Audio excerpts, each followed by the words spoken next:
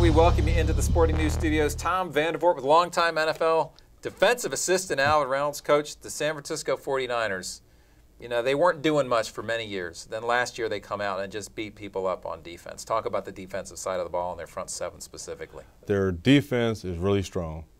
They have a really excellent front seven, great linebackers, and Patrick Willis being a part of that. Yep. And then up front, they have the Smith brothers, right. Justin and Alton Smith, who can really, really rush the passer. So they do a great job, and then they have a secondary that's solid. Deshaun Golson, that last year they franchised, so they must think a lot of him. Right. Rogers at the left corner, yeah, boy, think a lot of he comes him. from Washington to there and opens people's eyes. Yes, yes. Yep. You know, you talk about defenses when they're on, they're dictating to the offense. So what does that look like specifically? And talking about the 49ers, and they've obviously done that well in the last year. I actually see a team that's, like I said, strong up front, dictate to people up front on who they got to block. They have to double team the end, but they have to single the tackle, which is Justin Smith. So when you single on him, he can beat a guy one-on-one.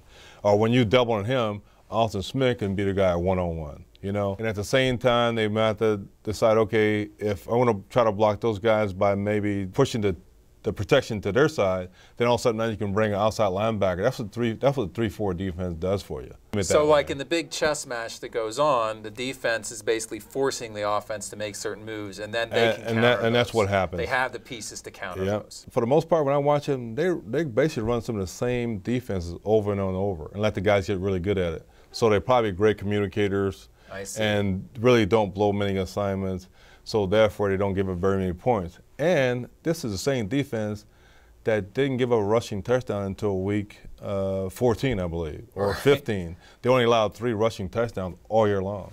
Now that's really, really good. That's really strong. Yes. So now we flip over to the offensive side of the ball. Clearly, not as many question marks about Alex Smith this year as there were at this time last year, but they did flirt with Peyton Manning. You can't really blame them. What is Alex Smith? What do you see out of him? You mentioned to me earlier he got sacked a lot last year. You know what? I think with him, I think you look for consistency, and also I think now you see a guy that's been in the offense now for 2 years. And remember last year, again, they didn't have the offseason.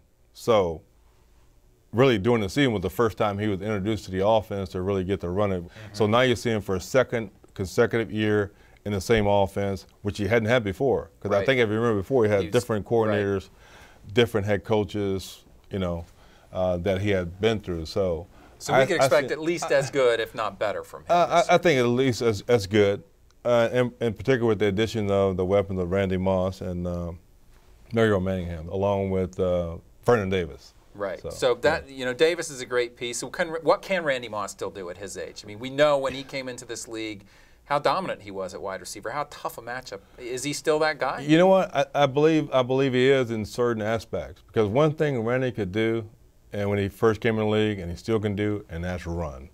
And he can run fast. And so what he can do is if you're ganging up on the run with Frank Gore, who I believe is an excellent running back, you know, there's a story I got to tell you about Gore. In our league, once the season's over, now you evaluate your guys. Then you have free agency. So we're looking to find another safety to add to our group. Each safety I was watching was coming against San Francisco, against Frank Gore. So what I try to do is I'm sitting there watching him and watching the safeties, and every last one of them were missing him as he broke to the line of scrimmage. So that told me a lot about him. So it also told me a lot about trying to get that safety. Right. If they could handle Frank Gore, then they were good. Exactly. But yeah, he's an excellent running back and creates a lot of problems for the defense. And so now with the addition of Randy Moss, he stretches the field and gives more room to a guy like Frank Gore. Or what happens is the defense now gets dictated to because of the running game, because of Gore. And now you go to Randy. They have to put the 8th man in the box to stop the run. Now you're singled up outside, and now Randy can still run. He can still run. And then now Alex can actually just go up, throw the ball up, and have Randy make a play. I think that's some of the things you'll see a little bit more this year. Okay, so record-wise, the Niners, a sexy pick for a lot of people to reach the Super Bowl. Obviously, they fell to the Giants last year. What do you think record-wise? One thing about those guys, and I think a lot of people don't get this about football, I think the head coach will be a big part of this part of it. He'll keep those guys humble and hungry.